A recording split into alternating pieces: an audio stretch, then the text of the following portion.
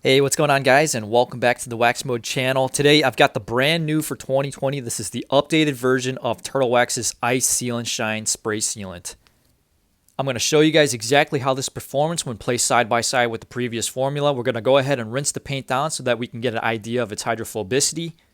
I'm going to wash the paint using CarPro Reset, and then I'll go ahead and we'll grab Poorboy's rolled strip down to see just how chemically resistant and whether or not it has the same chemical resistance as the first formula.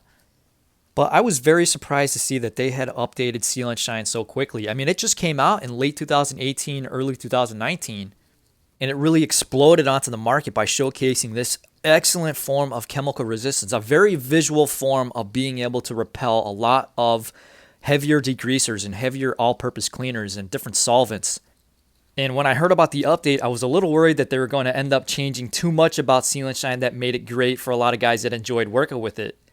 But thankfully, they haven't done that. They've only seemed to improve on the chemical resistance from what I'm seeing in my short-term testing with it.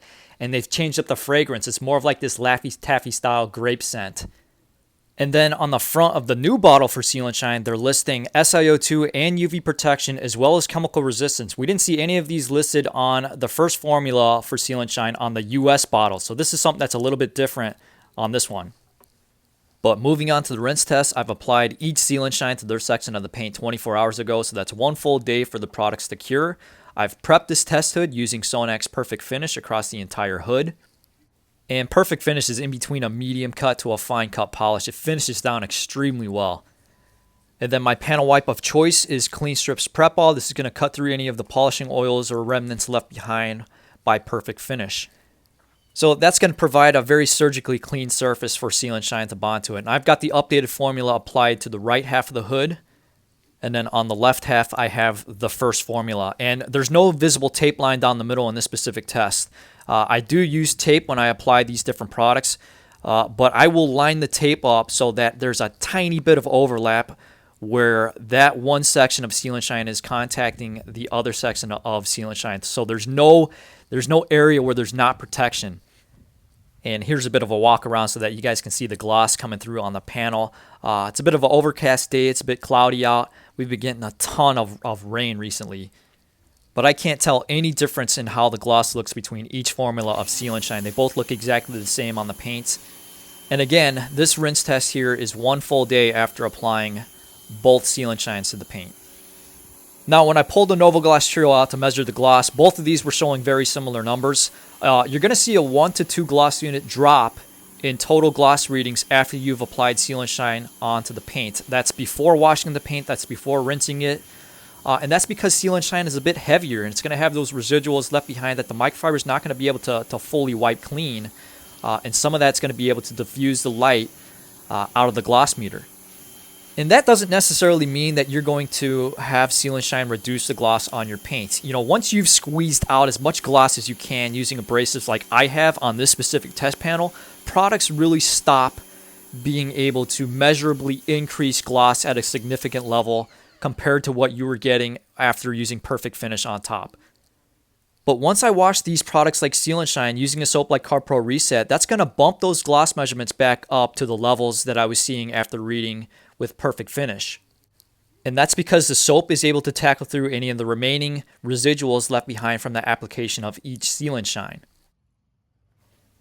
Now this right here is the clip of me washing the paint using CarPro Reset as my soap. And you guys can see that the updated formula of Seal and Shine is going to have that same type of oleophobic nature as the original formula. It wants to bead up the soap. It wants to reject it and pull it off the surface. And this feature right here doesn't really have anything to do with how hydrophobic a product is. I've seen very hydrophobic products that don't do this when you wash the paint using soap. And so this is a very cool visual form of oleophobicity and chemical resistance at work. And then, of course, here we've got the hydrophobic performance at work. And I'm not seeing a difference in the hydrophobic nature of the updated version of Seal and Shine compared to the previous formula. They both look very on par with each other. And Seal and Shine does not offer some of the craziest hydrophobics that we've seen on the market. There's definitely going to be a lot of products out there that will outperform Seal and Shine in terms of hydrophobic performance, in terms of how tight the water beads, and in terms of how fast the water sheets off the paint. And I would say this is good hydrophobics. It's not crazy. It's not super hydrophobic. You know, Turtle Wax does have the super hydrophobic bubble, the water bead on their bottles for Seal and Shine. And I wouldn't say that this is anywhere near super hydrophobic levels of water beading.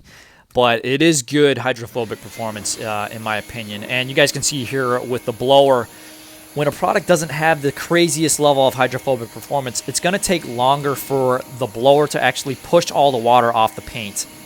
And especially if you don't have a strong enough blower, it's going to take even longer for you to do that. And so Seal and Shine is right on the edge for me. I can get the panel pretty dry using the blower here, but it is going to take more time. And a lot of times, if it's not hydrophobic enough to where the water is just really just jetting off the surface with the blower, then I'll just go ahead and grab the microfiber towel up and dry the paint that way. This clip is going to cover Poorboy's Road Strip Down, which is a dedicated wax and sealant remover. This is going to test to see how resilient Seal and Shine, both formulas, are on the paint, and to see if there's a difference between each formula. And trying to use Strip Down to really knock them down or even potentially remove them fully from the paint when they're fresh. And I'm going to speed up the video footage and explain to you guys what I'm doing and how I'm using Strip Down on the paint to test on top of these products. Now I'm rinsing the paint right here to show you guys that both products are still on the surface.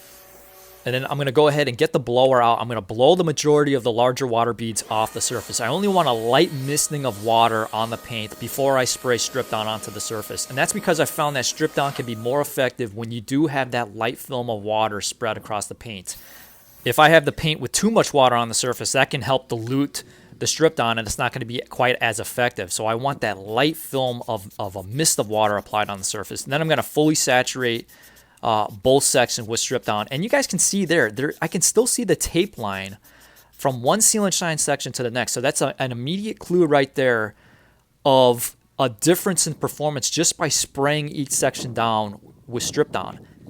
And then here I was curious about the temperatures on the paint. I pulled out the temperature gauge, and we're reading in between 93 and 94 degrees Fahrenheit of surface temperatures on this panel here. And then while this dwells, I'm going to go ahead. I've got the sponge ready, so I'm going to use the sponge.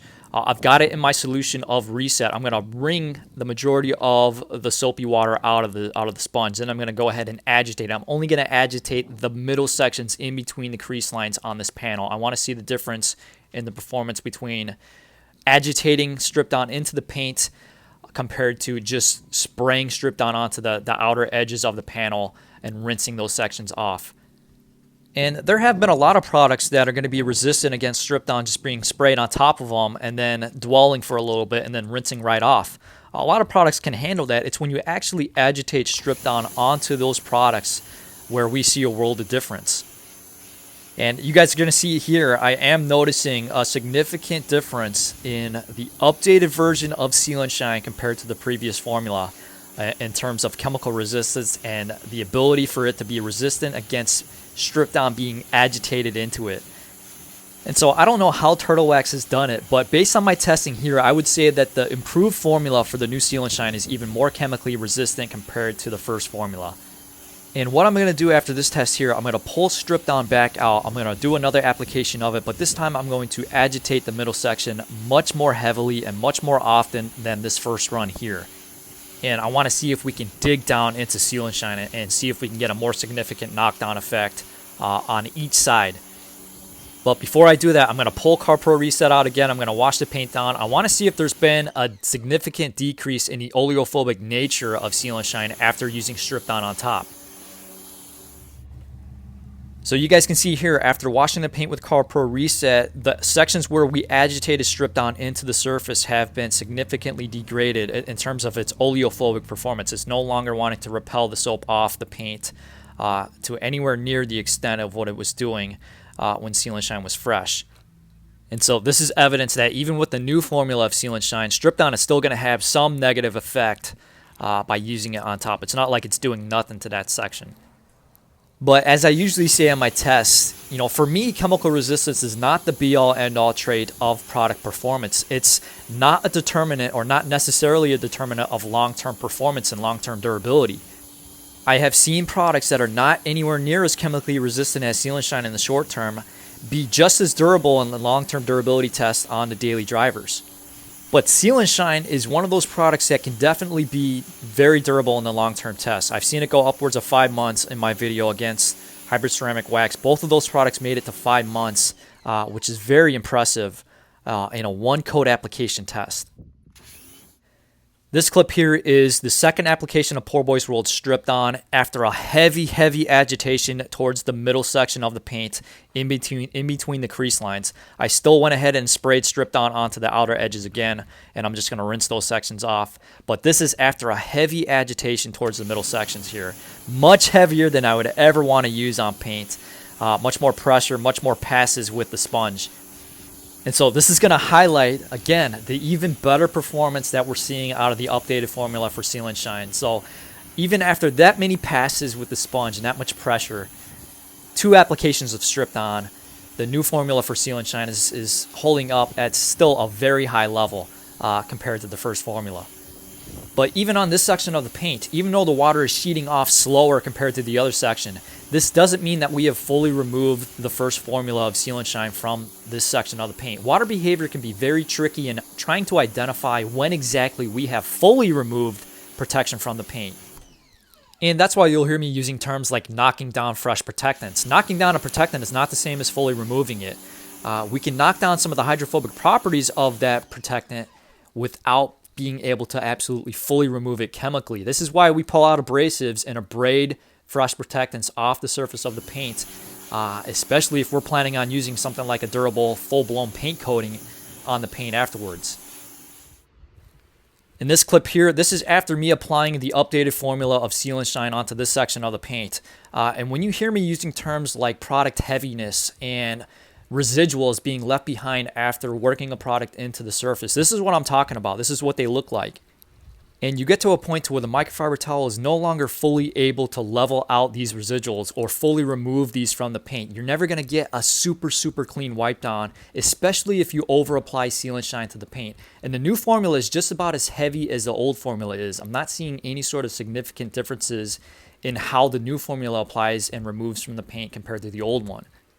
These residuals are why I see a 1 to 2 gloss unit decrease in measurements when I take the gloss meter to the paint after applying Seal and Shine on top. They diffuse the light.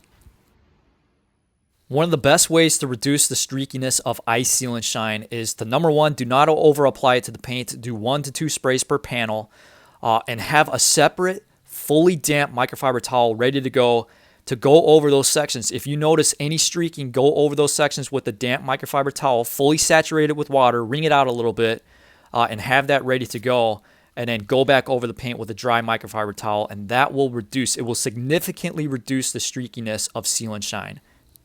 So in this clip here, I sprayed 1 spray for that entire half of the hood, and that's going to cover that entire section pretty well.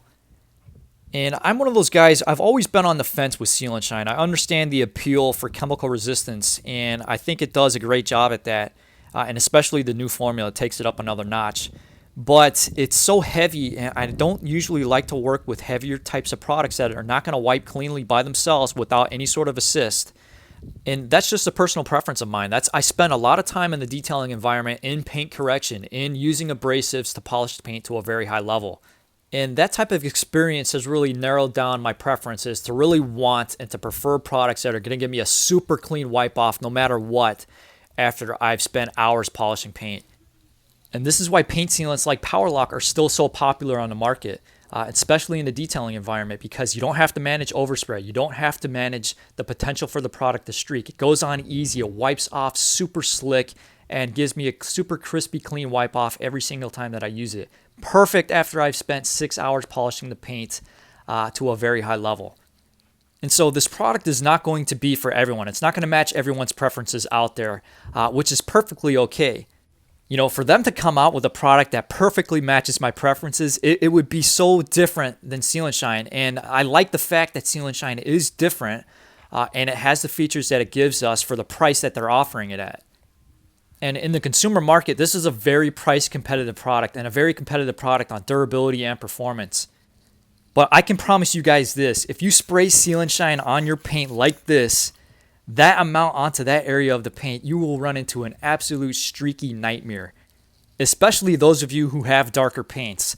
And you know, for me, it's not going to be that much of an issue on this lighter colored panel, But those of you who have black paint and you go ahead and you spray Seal and Shine onto the surface like that, good luck.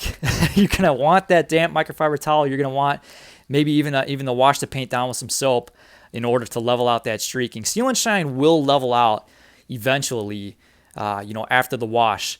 But if you're trying to apply it dry like that and using a dry microfiber towel, you'll never get it to level out if you over apply it. So don't do that. So to recap on the video, guys, Seal and Shine is going to be slightly different. It's going to have a different fragrance. It's going to have that grape smell to it. It's going to have that same type of wipeability. It's going to be a little bit heavier on it. You don't want to over apply it to the paint. But I am noticing better chemical resistance in the short term, and I think that's great. They haven't changed much about what made the original formula of Seal and Shine great. But I would love to hear your guys' thoughts in the comment section down below. What do you think about them updating Seal and Shine this early on? And I picked up this bottle of the new formula at Advanced Auto for $12 off the shelf. And I'm not sure when Amazon is going to get the updated formula in stock. I still am going to have a link in the description down below to send you over there in case you want to try Seal and Shine out. Just be aware it could be the old formula until they refresh their stock. But definitely stay tuned for more testing coming up in the future. I'm going to put the newest version of Seal and Shine up against the Hybrid Solution Ceramic Spray Coating to do a little bit of a comparison of that. So stay tuned. Thanks so much for watching, guys, and I'll see you guys in the next video.